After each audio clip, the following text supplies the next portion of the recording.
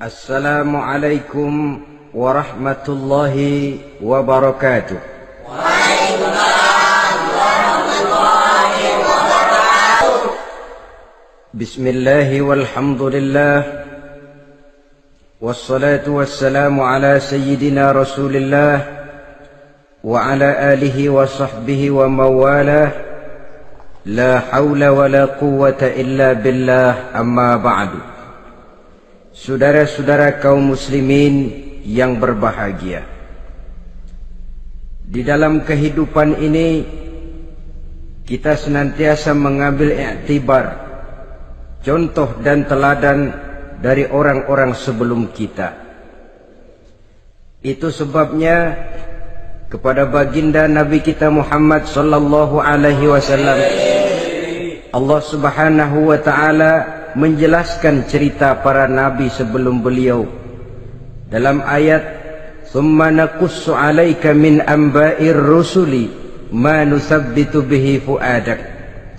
Demikianlah kami ceritakan kepadamu wahai Muhammad sebagian dari kisah para rasul-rasul sebelum kamu yang dengan itu akan memperkuat hatimu, meneguhkan keyakinanmu dan memantapkan pendirianmu.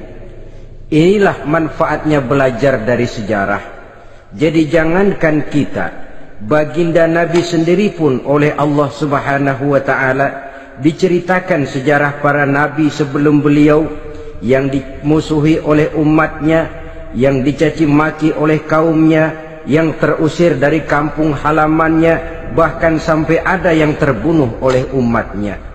Itu seluruhnya merupakan iktibar manusabbitu bihi fu'adak, untuk memantapkan langkahmu, meneguhkan keyakinanmu dan menguatkan pendirianmu menghadapi perjuangan ini. Sehubungan dengan itu, pada pertemuan kali ini Al-Fakir ingin menyampaikan satu cuplikan kecil dari kehidupan seorang sahabat utama baginda Nabi, yaitu Sayyidina Umar ibn al-Khattab radhiyallahu an. Beliau adalah Umar bin Khattab bin Nufail bin Abdul Uzza dari suku Quraisy golongan Bani Adi. Perawakannya tinggi, kekar dan gagah, melambangkan sifatnya yang pemberani, tegas, dan tidak pernah kenal takut kepada siapapun. Sebelum mendapat hidayah, Umar bin Khattab termasuk orang yang berdiri di barisan orang-orang yang memusuhi umat Islam. Ia terperangkap dalam tradisi jahiliyah, di mana gemar berperang dan bermabuk-mabukan juga merupakan hal-hal yang pernah dilaksanakan dalam kehidupannya sebelum beliau masuk ke dalam agama Islam. Oleh karena itu, dalam kehidupan beragama, hidayah merupakan sesuatu yang penting. Bagaimanapun banyaknya dosa dan kesalahan yang telah dilakukan oleh seseorang, tidak seharusnya menyebabkan ia putus asa dari rahmah Allah. Sebaliknya, bagaimanapun banyak kebajikan dan kebaikan yang sudah dikerjakannya, tidak perlu membuat dia besar hati, puas, bangga, apalagi menjadi lalai karenanya. Sebab kita belum tahu akan bagaimana ujung perjalanan dari kehidupan kita ini. Saudara-saudara, kisahnya pun masuk Islam merupakan peristiwa yang menarik. Pada satu hari, dengan pedang terhunus, Umar bin Khattab menuju Darul Arqam, tempat di mana baginda Nabi biasa berkumpul dengan para sahabat. Melihat mukanya yang beringas, matanya yang nanar, orang sudah menyangka dan mengerti ini tentu akan terjadi pembunuhan. Dalam perjalanan menuju Darul Arqam, Umar bertemu dengan Nuaim bin Abdullah. Nuaim bertanya, "Ya Umar, mau kemana ente?" "Mau membunuh itu, si murtad itu," kata. "Si murtad yang mana?" Yang mana lagi? Itu yang memecah belah kita, yang menghina berhala-berhala kita, yang menjelek-jelekkan nenek moyang dan keturunan kita. Siapa lagi kalau bukan Muhammad? Kata Nuaim Umar, enggak salah. Tidak salah lagi. Salah Umar. Salah kenapa? Apa kamu enggak malu? Kamu mau pergi membunuh Muhammad, sementara adikmu sendiri Fatimah, dia sudah termasuk salah seorang pengikut Muhammad. Mendengar ini, muka yang memang tadinya sudah marah dan merah, tambah jadi kelabu. Bukan main mangkelnya Umar bin Khattab. Orang lain dia musuhi, orang lain dia kejar-kejar. Ini malah adiknya sendiri menjadi pengikut dari baginda Nabi. Tidak jadi menuju Darul Arqam, dia berangkat ke rumah adiknya Fatimah. Adapun di rumah Fatimah sedang berkumpul Fatimah, suaminya Sa'id bin Zaid, dan seorang sahabat Habbab ibnul Arad. Mereka sedang membaca Quran. Waktu itu Quran belum lagi dijilid macam sekarang, jadi masih merupakan suhuf atau lembaran-lembaran tercecer saja. Ketuk pintu, ya tentu tidak assalamualaikum karena dia belum Islam. Tok tok tok. Siapa di luar? Umar. Mendengar suaranya saja, ini sahabat yang namanya Habbab ibnul Arad sudah lari ke belakang pintu. Sambil komat kamit baca doa mohon diselamatkan oleh Allah. Adapun Fatimah yang sedang memegang suhuf, lembaran tulisan Quran itu, menyembunyikan suhuf itu di belakang bajunya. Umar masuk. Fatimah, saya bang, apa benar berita yang saya dengar? Berita apa itu bang? Bahwa kau sudah masuk Islam. Bang, andai kata Muhammad memang benar, bagaimana? Sudahlah, jangan belit-belit. Jawab saja, kau masuk Islam benar atau tidak? Ya. Saudara hadirin, begitu dikatakan iya, tangannya langsung melayang, menampar muka adiknya ini, sehingga mengalir darah dari hidungnya. Suaminya Sa'id bin Zaid yang mencoba melindungi istrinya, dipegang lehernya, dibanting, diduduki dadanya. Oh, ini jawara ini.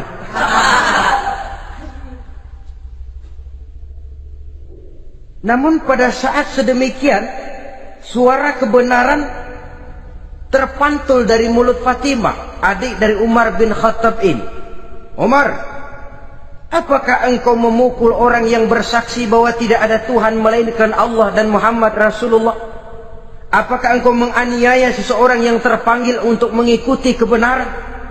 Manusia macam apa engkau, Umar?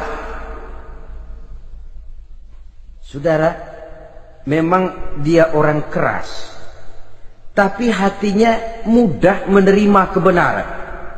Sehingga mendengar kalimat adiknya ini tercenung dia sejenak, melongo, bengong kata anak sekarang.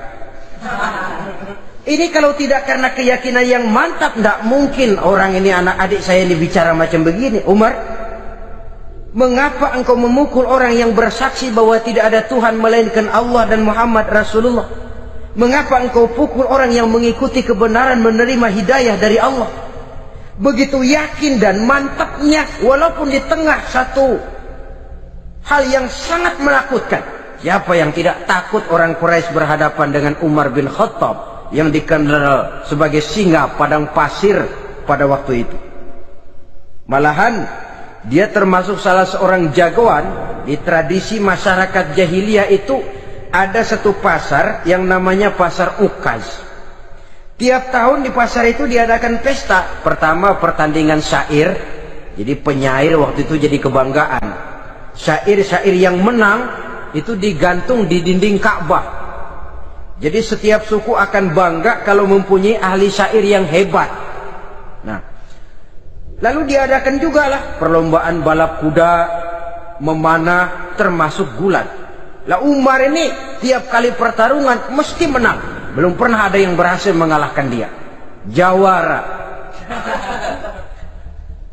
Saudara-saudara, mendengar adiknya begitu mantap hatinya, apalagi ketika adiknya berkata begitu, suhuf, lembaran yang disembunyikan di belakang bajunya tersembul. Apa yang kau sembunyikan di balik bajumu itu? Suhuf.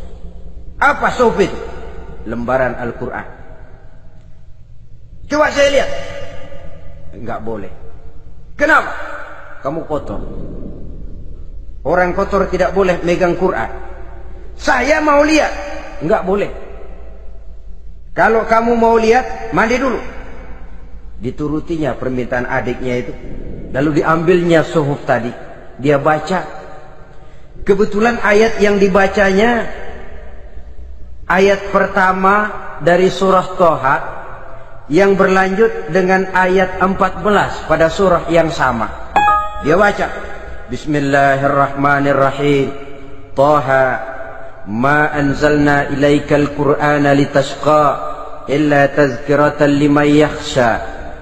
Toha, tidaklah aku turunkan Al-Quran ini untuk bikin sukar manusia, melainkan merupakan pengingat bagi orang-orang yang takut kepada Allah. Lalu pada ayat ke-14, Innani anallahu la ilaha illa ana fa'budni. Sesungguhnya akulah Allah, tidak ada Tuhan melainkan aku, maka hendaknya hanya kepadakulah kamu menyembah. Wa aqimis salata li dzikri, dirikanlah salat untuk mengingat aku. Inna sa'ata atiyatun akadu ukhfiha litujza kullu nafsin ma tas'a. Sesungguhnya kiamat itu pasti akan datang, yang sengaja waktunya kami tidak beritahukan kepada kamu semua, untuk kami balas segala setiap orang tentang apa saja yang telah mereka lakukan dalam kehidupan di dunia ini. Setelah membaca ayat ini, gemetar tangannya. Ah, ini sih nggak main-main ini. Ini belum pernah saya baca ajaran semacam ini.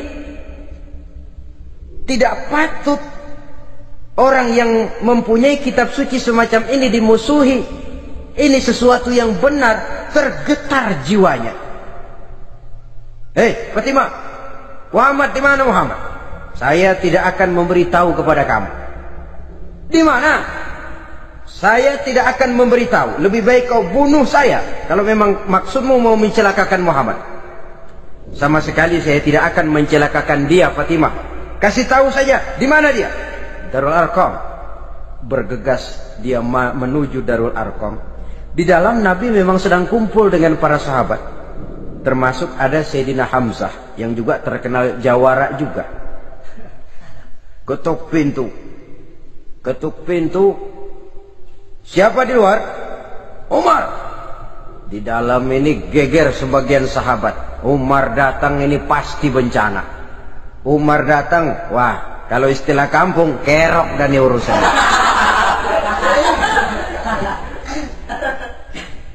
Tapi baginda Nabi menenangkan mereka. Tenang, mudah-mudahan ada hikmahnya. Sayyidina Hamzah tampil, bukakan dia pintu. Kalau niatnya baik, kita terima. Kalau niatnya tidak baik, saya paling depan. Dibukakan pintu. Begitu dibukakan pintu, Umar masuk merangkul baginda Nabi. Kemudian dengan tersendat, Ashhadu an la ilaha illallah wa ashhadu annaka ya Muhammad Rasulullah. Saya bersaksi tidak ada Tuhan melainkan Allah, dan saya bersaksi bahwa engkau hai Muhammad adalah utusan Allah. Sahabat takbir semua, Allahu Akbar, Allahu Akbar. Kegembiraan meliputi suasana ketika itu. Kenapa? Karena sebelumnya dikala Umar belum masuk Islam, dia merupakan ganjalan yang paling dikhawatirkan oleh umat Islam. Setelah dia masuk Islam, jelas merupakan suatu keuntungan yang sangat besar. Dan dia tertarik kepada Islam bukan karena bujuk rayu orang, tidak karena diberikan harta, tidak karena diiming-iming oleh kedudukan tinggi. Tapi karena kebenaran, hidayah menembus hatinya melalui wasilah ayat dalam surah Thaha yang dibacanya melalui suhuf yang dipegang oleh adiknya tadi. Sejak saat itu berubah 180 derajat Umar bin Khattab radhiyallahu anhu. Tetapi tetap dengan sifatnya keras, tegas, dan tidak pernah kenal takut kepada siapapun. Cuma kalau sebelum Islam dia kerasnya kepada Islam, setelah dia masuk Islam muter arah kepada siapapun yang memusuhi Islam, dia bersikap keras, tegas, dan tidak pernah kenal takut. Bahkan setelah beliau masuk Islam, satu hari ketika di Darul Arqam kumpul-kumpul, waktu itu Nabi belum berdakwah secara terbuka karena pengikut masih sedikit. Sayyidina Umar usul, "Ya Rasul, ada apa Umar? Alasna 'alal haq fi mamatina wa mahyana." Ya Rasul, bukankah kita ini berdiri di atas sesuatu yang benar? Bukankah mati kita, hidup kita untuk melaksanakan sesuatu yang benar? Bala ya Umar, betul Umar. Wallazi nafsi biyadih, innakum la'alal haq in muttum wa in hiyitum. Demi Allah Umar, kata Nabi, sesungguhnya kamu dan kita semua berdiri di atas kebenaran, hidup ataupun mati. Setelah mendapat jawaban begini, Umar masuk kepada tujuan pembicaraannya. Izan ya Rasul, fafimal ihtifal. Kalau memang begitu ya Rasul, kalau memang kita yakin kita berdiri di atas kebenaran, kita hidup karena kebenaran, kita mati pun memperjuangkan kebenaran, fafimal ikhtifa. Kenapa mesti ngumpet-ngumpet? Kenapa harus sembunyi-sembunyi? Wallazi ba'asaka bil haq, demi Allah ya Rasul, la takhrujanna wa la nakhrujanna ma'ak. Tuhan harus keluar menyampaikan Islam ini secara terbuka, dan kami akan mendampingi Tuhan dengan segenap jiwa dan raga. Sekali masuk Islam gak tanggung-tanggung. Yang kayak begini ini yang kita perlukan sekarang ini. Begitu masuk Islam nggak tanggung seluruhnya, jiwa dan raganya masuk Islam. Beliau yang pertama kali mengajukan ide, kenapa harus dakwah sembunyi ya Rasul? Wong kita berdiri di atas kebenaran, memperjuangkan sesuatu yang hak. Kalau kita mati, kita pun mati membela kebenaran. Kenapa mesti fafimal ikhtifa? Kenapa harus sembunyi-sembunyi? Mulai sekarang mari keluar ya Rasul, saya akan dampingi Tuhan, nyawa taruhannya. Saudara hadirin yang saya hormati, selalu dia tempat-tempat yang pernah dia melaksanakan maksiat sebelum dia Islam, selalu dia kunjungi sampai dia berkata, tidak ada tempat yang pernah saya melakukan kesalahan sebelum saya Islam yang harus saya tutupi dengan kebajikan setelah saya Islam sekarang ini. Bahkan ada satu riwayat menjelaskan beliau itu yang tinggi badannya, kekar perawakannya, gemetar orang ngadepin dia. Tapi beliau sendiri sangat mudah gemetar kalau sudah mendengar ayat-ayat Allah. Sehingga ada satu riwayat menjelaskan Sayyidina Umar itu setelah masuk Islam, kalau sholat kadang-kadang bila menoleh ke kanan beliau senyum, bila menoleh ke kiri beliau menangis berurai air mata. Ada orang bertanya, ya Umar, kenapa menengok ke kanan kau senyum, ke kiri kau menangis? Itulah kalau saya ingat jahilnya saya sebelum Islam. Adapun bila saya menoleh ke arah sebelah kanan saya tersenyum, teringat betapa dulu saya membuat berhala dari korma. Saya tumpuk-tumpuk, saya susun begitu.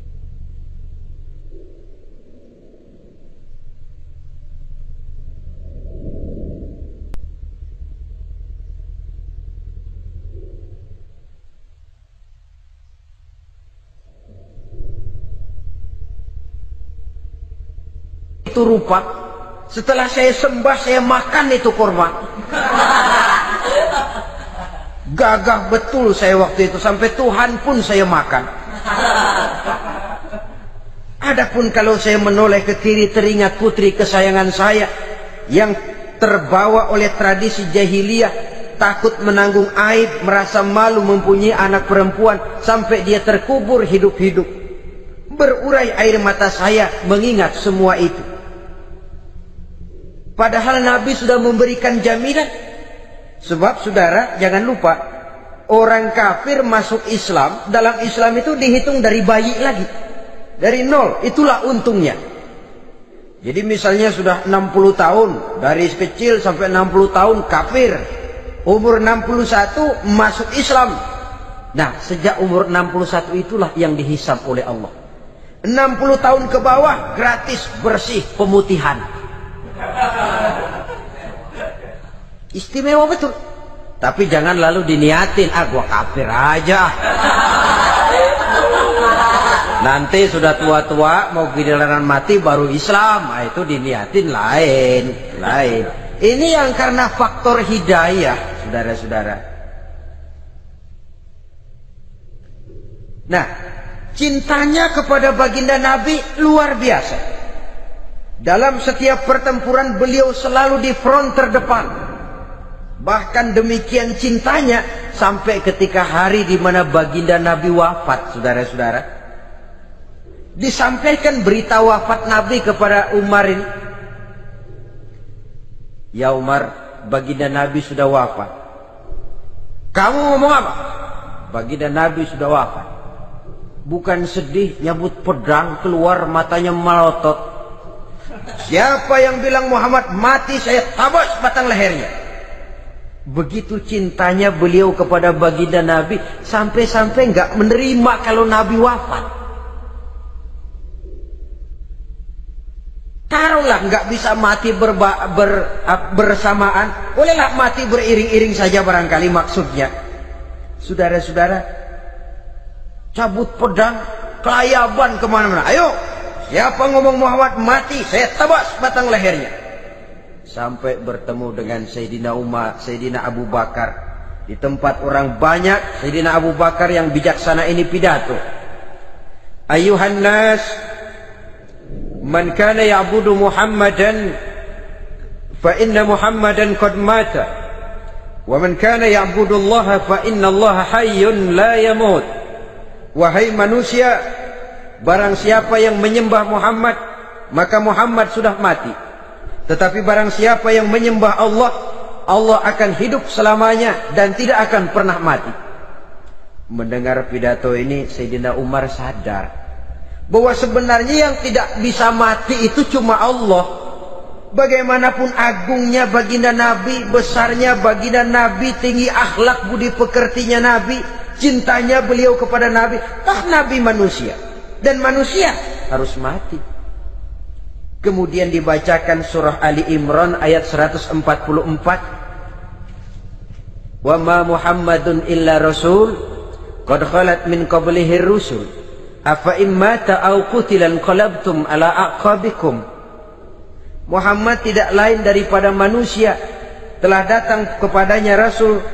Apakah jika ia mati engkau kembali menjadi murtad atau mundur ke belakang? Mendengar ayat ini dibacakan, Sayyidina Umar sadar, berurai air matanya, menangis dalam kesedihannya. Ini cintanya yang demikian tinggi kepada baginda Rasulullah sallallahu alaihi wasallam.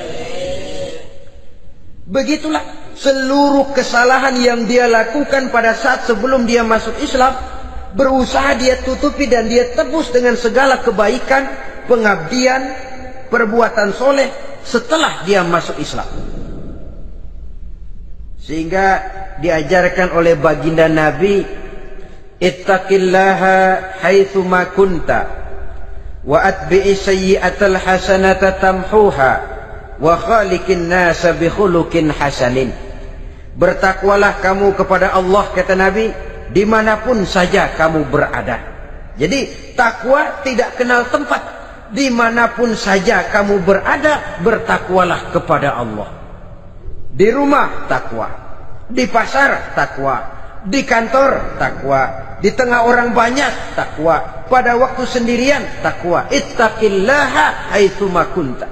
Bertakwalah kau kepada Allah dimanapun saja kamu berada. Jangan takwa pakai tempat. Di masjid takwa, di kantor nyolong. Itu tidak haitsu makunta. Yang diajarkan oleh Nabi, dimanapun kamu berada, bertakwalah kepada Allah. Wa atbi'i sayyi'atal hasanah tamhuha, dan iringi perbuatanmu yang salah dengan kebaikan. Jadi kalau satu saat terselip kita berbuat salah, cepat iringi dengan kebaikan, tamhuha, dengan harapan kebaikan yang kita kerjakan akan menutupi dosa yang terselip kita lakukan. Ngomongin orang, astagfirullahaladzim, banyak istighfar. Istighfarnya mudah-mudahan bisa nutupin dosa karena ngomongin orang. Tapi jangan lalu tambah sulap. Ngomongin orang istighfar, terus ngomongin lagi istighfar lagi. Itu tentu tidak bisa dengan cara begitu. Barangkali terselip pernah mengambil harta orang tanpa alasan yang hak, imbangi dengan rajin sedekah misalnya. Barangkali pernah menyakiti hati orang, imbangi dengan perbuatan yang bisa menyenangkan hati orang lain. Itu namanya mengiringi perbuatan yang bersifat salah dengan kebajikan. Ini yang dilakukan oleh Sayyidina Umar. Setiap pelosok hampir dia datangi, tempat-tempat di mana dia pernah melakukan kesalahan sebelum Islam, di sana dia tegakkan kebajikan dan kebaikan. Kegagahannya, keperkasaannya, keberaniannya sepenuhnya bulat-bulat sudah diwakafkan untuk kepentingan Islam. Saudara hadirin yang saya hormati, diperlukan orang-orang yang punya keberanian macam Sayyidina Umar. Berani karena panggilan hidayah, bukan berani babi. Babi berani juga babi, cuman nyeruduk. Artinya berani yang tanpa pertimbangan. Berani yang tanpa pertimbangan pada akhirnya akan menyulitkan kita sendiri. Beliau gagah, beliau berani, beliau punya kekuatan, beliau punya wewenang, dan itu dimanfaatkannya untuk menjadi backing baginda Nabi kita Muhammad sallallahu alaihi wasallam. La takhrujanna wa la nakhrujanna ma'ak ya Rasul. Rasul, keluar, sampaikan dakwah secara terbuka. Saya akan mendampingi Tuhan. Jika ada yang ganggu Tuhan, saya paling depan. Backing yang mendampingi Rasul untuk menyampaikan risalah Islamiyah ini. Saudara hadirin yang saya hormati, wa khaliqin nasa bi khuluqin hasanin, kata Nabi, dan pergaulilah manusia dengan akhlak yang baik, karena dengan ini kau bisa mengambil hati orang. Dalam hadis lain katakan, innakum la tas'una an-nasa bi amwalikum walakin yas'uhum minkum bastul wajhi wa husnul khuluq. Kamu tidak akan bisa menyenangkan orang banyak dengan hartamu, tapi kamu bisa ambil hati mereka dengan budi pekerti yang luhur dan muka yang manis. Dengan harta belum tentu kita bisa menyenangkan semua orang, tapi budi pekerti yang luhur, muka yang manis, itu yang akan bisa membuat kau menyenangkan orang banyak.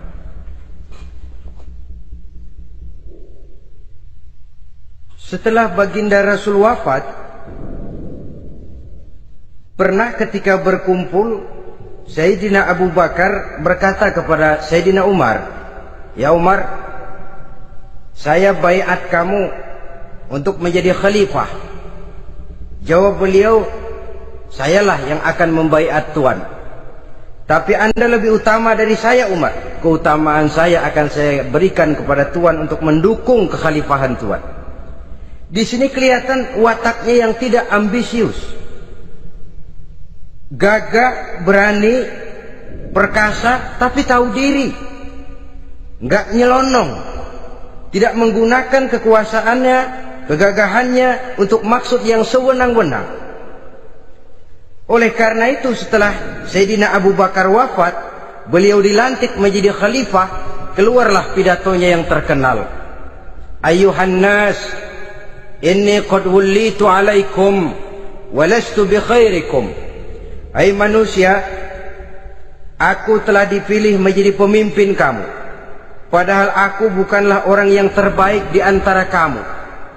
Kalau tidaklah karena aku melihat keutamaan, keteguhan yang dapat melindungi kalian, berat rasanya aku memikul amanah ini.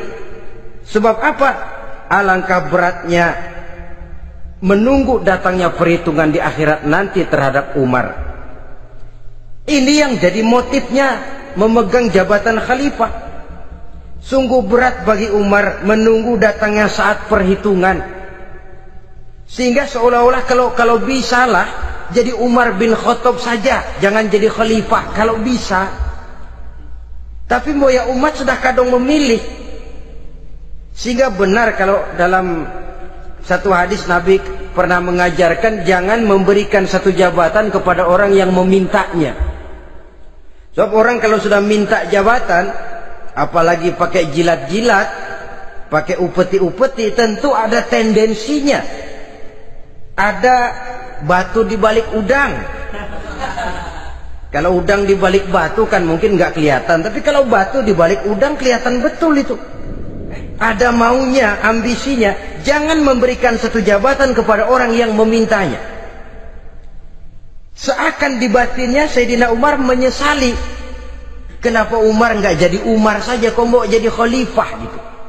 Alangkah berat perhitungan buat saya di akhirat nanti. Nah, setelah jadi khalifah, sebagai satu i'tibar, saya akan mencoba mengemukakan beberapa sifatnya yang menonjol untuk pelajaran buat kita semua. Pertama, sikapnya terhadap keluarganya setelah beliau menjadi khalifah. Kedudukan sebagai keluarga Umar bin Khattab bukan merupakan kedudukan istimewa. Itu ditanamkan betul kepada keluarganya. Jangan karena bapakmu khalifah, lalu mentang-mentang anak khalifah kau merasa dapat fasilitas, merasa bisa berbuat semau-maumu. Kau harus punya tanggung jawab dan beban moral, memberikan contoh yang lebih baik kepada rakyat. Ini yang ditekankan kepada keluarganya. Kalau beliau mau mengeluarkan undang-undang, undang-undang itu lebih dahulu dibicarakan di tengah keluarganya, kumpul anak-anaknya. Ini akan ada undang-undang begini. Siapa di antara kalian mau mentaati, persilakan. Yang tidak pun persilakan. Tapi saya ingatkan, kalau ada dari keluarga Umar yang melanggar peraturan yang saya keluarkan ini, saya akan menghukumnya 2 kali lipat karena dia keluarga saya. Menghukumnya 2 kali lipat karena dia keluarga saya. Jadi bukan mentang-mentang anak babe lalu kebal hukum. Tidak. Siapa yang di antara kalian melanggar peraturan ini, akan aku kenakan hukuman 2 kali lipat karena dia keluargaku. Nah, saudara hadirin yang saya hormati, lalu berwibawa, dijaga betul keluarganya. Suatu hari beliau datang ke rumah putranya Abdullah bin Umar. Ketika masuk dilihatnya Abdullah bin Umar sedang makan daging. Makan daging. Merah muka Umar. Mentang-mentang anak khalifah ya, mentang-mentang anak Amirul Mukminin ya, kamu makan daging. Lihat tuh rakyat kita masih banyak yang kelaparan, makan daging, makan roti keras. Padahal itu halal, sesuatu yang diperoleh dengan usahanya sendiri. Tetapi begitu hati-hatinya Umar untuk menjaga pandangan orang. Keluarga khalifah merupakan beban moral sebab akan dijadikan contoh oleh rakyatnya. Mentang-mentang anak khalifah ya makan daging. Lihat tuh rakyat, roti keras digarotin. Lain saat beliau pergi ke satu pasar. Di situ dilihat ada sapi gemuk-gemuk. Tempat lain sapinya kurus-kurus. Tanya, ini yang gemuk-gemuk sapi siapa? Sapi Abdullah bin Umar. Sapi anaknya. Panggil Abdullah bin Umar, suruh sini. Datang anaknya. Abdullah bin Umar, bagaimana ceritanya sampai ini? Begini Bapak. Dahulu itu dengan uang saya beli sapi kurus-kurus. Lalu saya rawat. Saya berikan upah orang untuk merawat sapi-sapi itu, sampai sekarang dia menjadi gemuk. Akan saya jual dan keuntungannya tentu sesuatu yang halal. Subhanallah, kata Umar. Kau ini anak Amirul Mukminin. Jual sapimu, ambil modalnya, untungnya, masukkan Baitul Mal untuk urus kepentingan orang Islam. Dia nggak mau anaknya terlibat bisnis, dompleng kekuasaan ayahnya. Karena mentang-mentang anak khalifah lalu segala macam bisnis lancar. Orang takut karena apa? Anak babe. Ada lagi. Pada waktu pembagian harta ghanimah, putri beliau yang namanya Hafsah, ini adalah istri baginda Nabi, meminta bagian. Kaum kerabat ayah, ini kerabat khalifah, kitalah dulu kerabat. Kalau kau kerabatku, maka jatahmu nanti dari ayahmu. Harta ini masih lebih banyak dibutuhkan oleh orang-orang Islam. Nanti belakangan, kalau ada sisanya. Belakangan kalau ada sisanya. La haula wala quwata illa billah.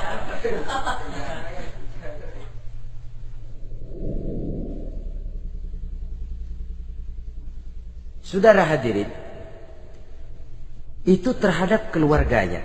Kemudian apa sifat-sifat yang menonjol dari kepemimpinannya? Pertama, kesederhanaannya. Beliaulah satu-satunya khalifah, Amirul Mukminin, setingkat presiden kalau sekarang, yang punya jubah cuma 2 dan 1 pun punya anaknya. Tambelan lagi.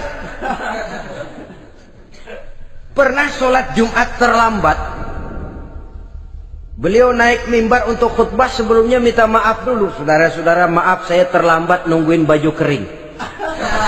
Seorang khalifah nungguin baju kering. Sederhana dalam kehidupannya. Mari kita ambil satu cerita lagi. Pada waktu beliau jadi khalifah, yang diangkat jadi gubernur di Mesir adalah Amr bin As. Amr bin As hidupnya lebih mirip kaisar. Istananya besar, pakaiannya bagus-bagus. Nah, yang paling mengganggu pikiran Amr bin As, di sebelah istananya ini ada gubuk reot, kepunyaan orang Yahudi lagi. Ah, ini nggak pantas bener, masa di samping istana gubernur ada gubuk reot. Orang Yahudi lagi yang punya. Ini mesti, udah, bikin saja rencana, panggil dinas tata kota, bikin planning. Di sini mau dibangun masjid, proyek negara. Bikin gambarnya, susun anggarannya, tender. Saudara-saudara, si Yahudi yang punya gubuk reot dipanggil. Yahudi, ada apa, Pak? Kamu tahu nggak? Enggak. Iya, memang belum saya kasih tahu.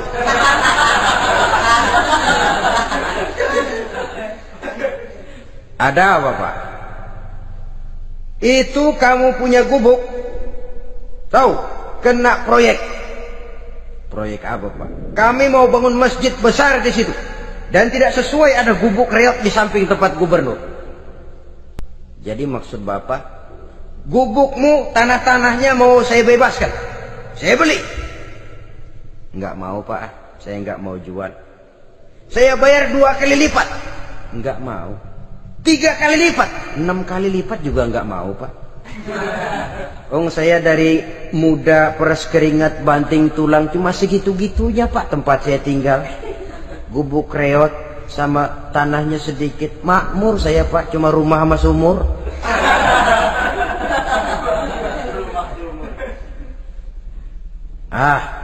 Ini Yahudi kelewatan juga. Akhirnya turun perintah, sudah, kalau dia nggak mau dibebaskan, gusur saja, tarik, ambil bulldozer, digusur. Yahudi ini berurai air matanya. Aduh, begini jadi rakyat kecil, udah jatuh ketiban ember lagi. Tapi pikir-pikir Amr bin As kan bukan yang paling atas. Dia kan cuma pejabat, masih ada atasannya lagi. Lapor lapor. Yahudi ini berangkat ke Madinah. Bayangkan dari Mesir ke Madinah. Jalan. Di sepanjang jalan dia pikir membanding-banding. Kalau gubernurnya saja istananya begitu mewah, apalagi khalifahnya. Kalau gubernurnya galak main gusur, apalagi khalifahnya.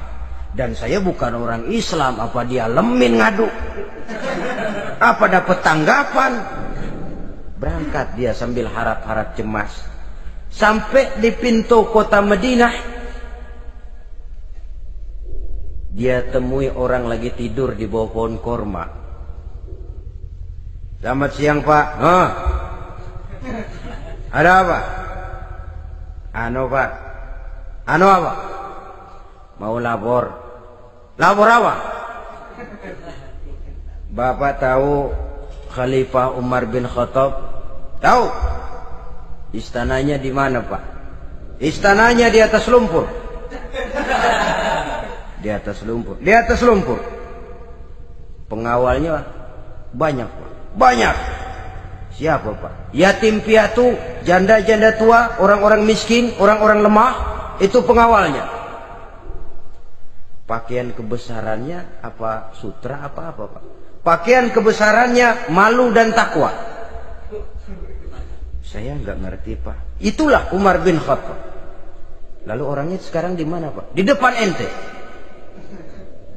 Rupanya yang dia tanya itulah orangnya. Gemeter Yahudi ini, keringat bercucuran.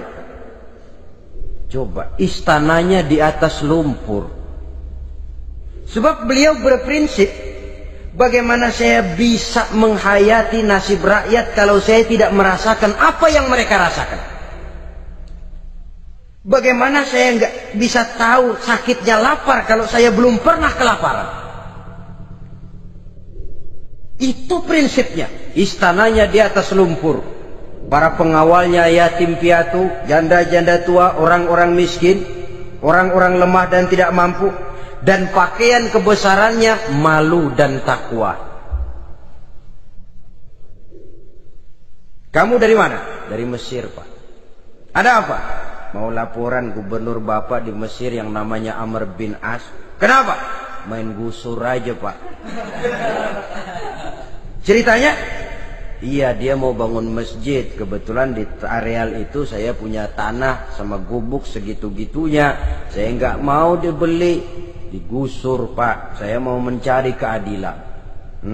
Begini, kamu lihat tempat sampah itu, lihat. Di situ banyak tulang. Coba kamu ambil kemari satu, tulang unta, bawa sini.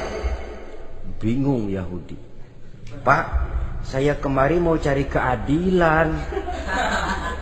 Kalau tulang mah di Mesir juga banyak Pak. Sudahlah, pokoknya kau ambil saja tulang itu.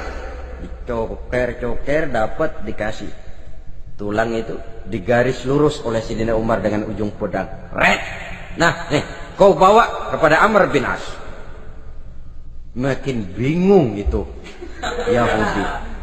Suruh bawa tulang cuman digaris. Nanti saya ngomong apa Pak? Sudahlah, kasih saja. Pulang dia. Sampai di Mesir, Tuan Gubernur, ada apa? Saya baru menghadap khalifah. Kemudian beliau sampaikan ini, dikasih tulang. Amr bin As melihat tulang ada goresan lurus dengan ujung pedang, gemetar. Badannya keluar keringat dingin. Panggil kepala proyek, proyek batal. Masjid nggak jadi didiriin. Itu gubuk Yahudi diriin lagi. Ini Yahudi makin bengong. Ini gubernur dapat tulang doang segitu takutnya.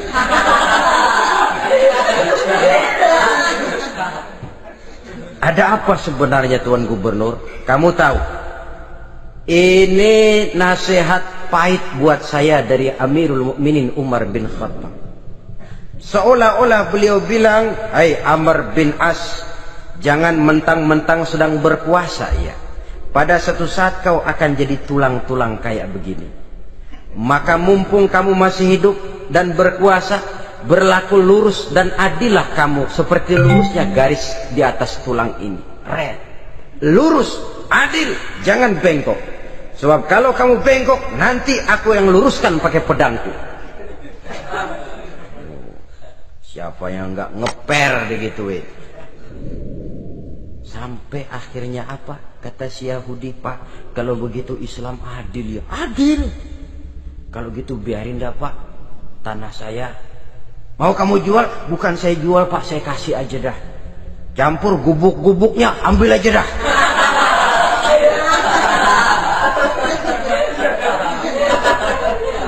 Masuk Islam si Yahudi ini oleh karena keadilan dari Umar bin Khattab. Begitulah kesederhanaan hidupnya. Sampai saudara, yang ironi betul,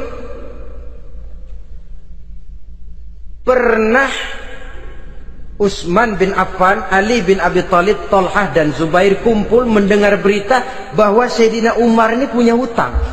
Bayangkan, seorang khalifah untuk melangsungkan hidupnya sampai punya hutang. Padahal Baitul Mal di bawah kekuasaannya. Berunding Utsman, Ali, Thalhah, Zubair. Kalau kita langsung ngomong sama Umar nggak enak dong, dia nggak bakalan terima. Lewat putrinya aja, Hafsah. Baik.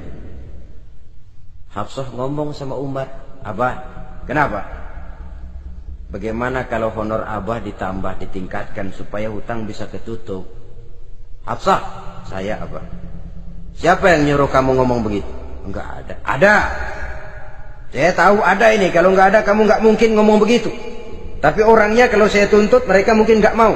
Sekarang saya mau tanya Hafsah, kau kan istri Rasul, betul? Nah, saya mau tanya, suamimu makanannya apa? Daging? Bukan. Roti. Tempat tidurnya kasur empuk? Bukan.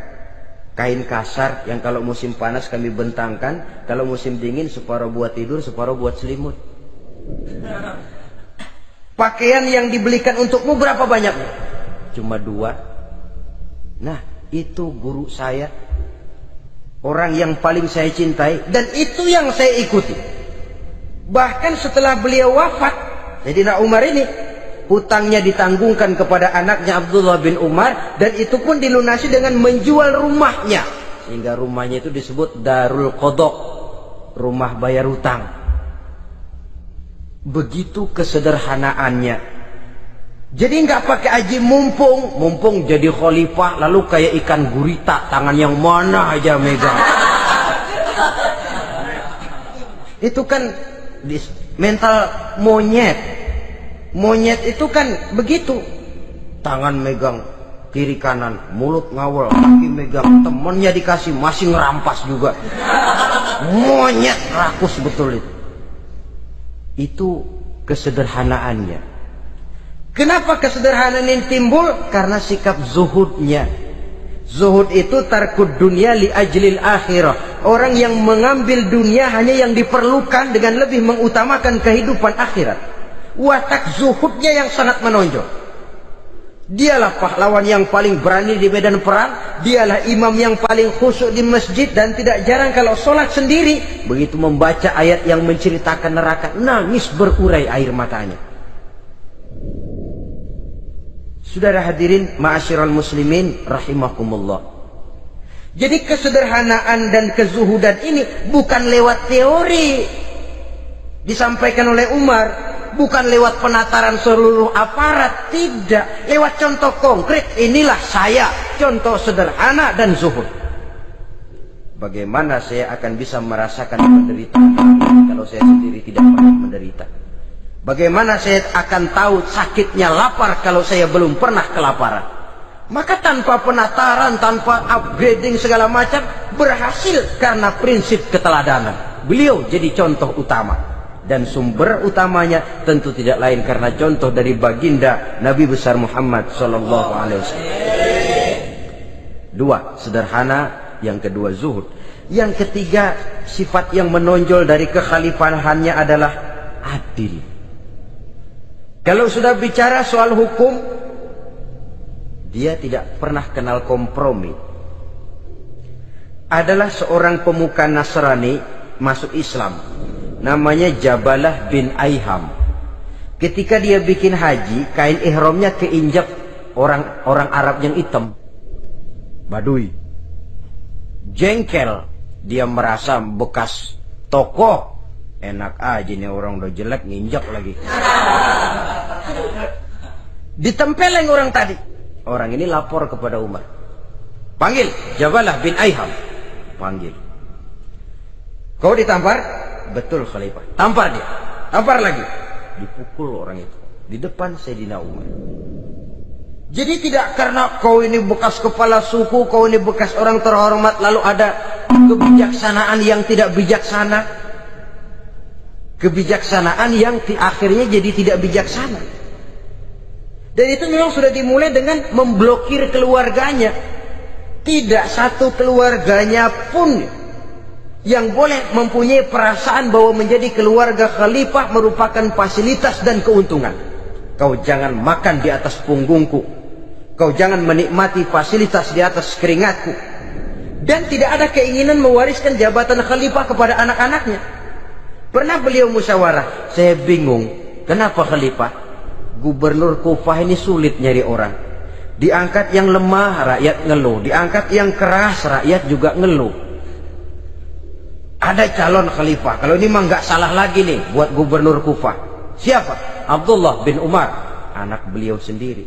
Melotot matanya. Jangan macam-macam kau. Cukup satu orang Umar memegang jabatan ini. Kalau berhasil, kami keluarga Umar sudah merasakannya. Kalau gagal, cukup kegagalan seorang Umar. Tidak berusaha mengorbitkan anaknya, wah anak babe diangkat jadi jadi ano. Tidak, malah diblokir. Cari yang lain. Tapi Abdullah bin Umar cukup syarat ya khalifah. Dia orang bertakwa dan soleh. Yang takwa dan soleh bukan cuma anak Umar. Anak orang lain juga banyak yang takwa dan soleh. Itu prinsipnya. Sehingga ketegasannya ini membuat orang jadi sungkan. Dan tidak seorang pun berani kirim-kirim upeti hadiah. Pernah itu ada pejabat dari Azerbaijan kirim makanan, kue, mending apa? Kue. Gitu dicicipi enak. Enak juga ya kue ini. Enak khalifah. Ini di sana apa makan rakyat biasa? Bukan, ini makanan orang-orang fit. Nah, dibungkus lagi itu kue. Dibungkus. Ontamu mana? Di luar.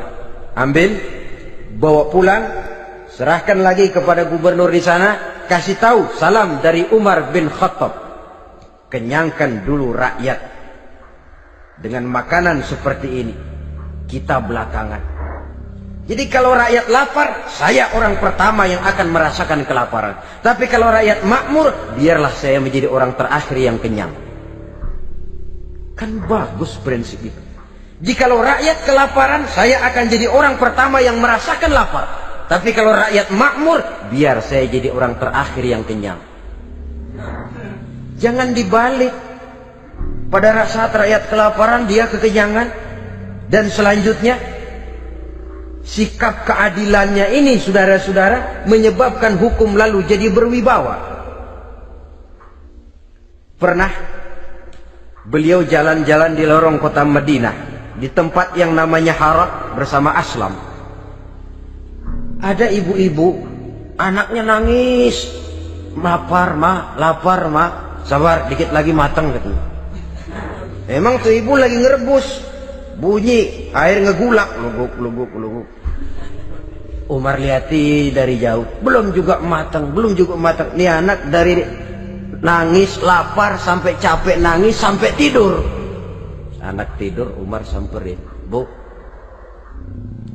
emang masak apa sih kok nggak bisa matang? Saya nggak masak apa-apa tuan. Itu pating kerubuk apa? Ketika dibuka ya cuma air saja.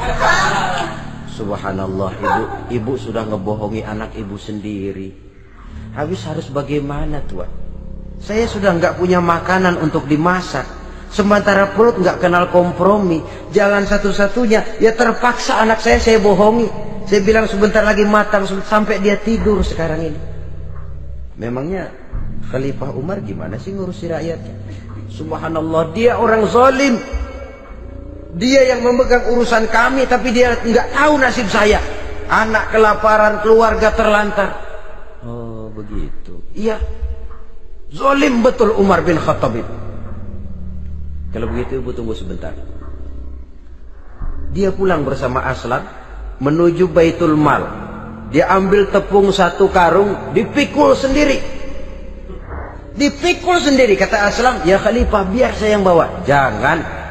Kenapa Khalifah? Apa kau kira kau sanggup mikul dosa saya di akhirat nanti?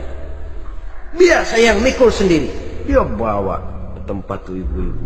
Dia masakin sendiri. Nah bu, sudah matang, persilakan masak. Makan. Alhamdulillah Tuhan. Mudah-mudahan Allah memberkahi Tuhan. Tuhan lebih baik dari Umar bin Khattab yang zalim itu. Memang sebenarnya Tuhan siapa, kata tuh ibu? Saya. Iya, saya ya Umar bin Khattab yang ibu bilang zalim itu.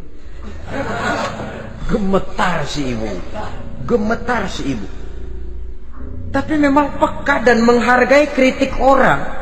Tidak membungkam setiap orang yang nadanya sumbang atau berbeda. Kadang beliau berkata, saya khawatir karena orang terlalu segan dengan saya, lalu nggak ada yang berani negor kalau saya salah. Kan begitu biasanya. Karena sudah terlalu segan, lalu semuanya orang mau diaminin saja. Asal dibilang nggak benar, marah, jengkel. Lalu disingkirin, maunya diiyain, inggih kula nuwun. Oke bos. Beliau bilang, saya khawatir kalau tidak ada orang yang mau menegur kesalahan saya jika saya terlanjur nanti. Tahu-tahu muncul orang, demi Allah saya akan menegur Tuhan dengan pedang saya ini.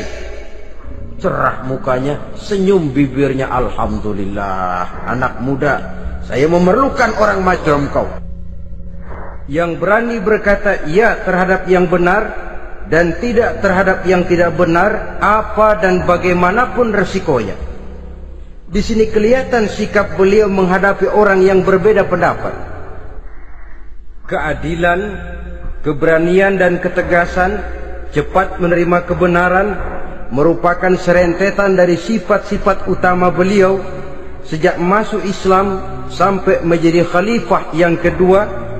Bahkan dengan jasa beliau, Islam kemudian tersebar menembus dinding Jazirah Arabia, memasuki Bizantium dan Persia, sehingga beliau juga dikenal sebagai periode Al-Futuhat Al-Islamiyah.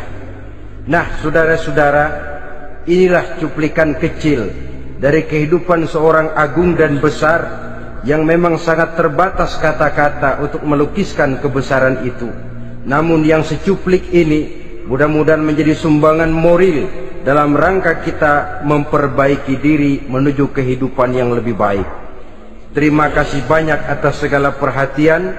Mohon maaf atas segala kekurangan. Usikum wa nafsi bitaqwallah. Wassalamualaikum warahmatullahi wabarakatuh.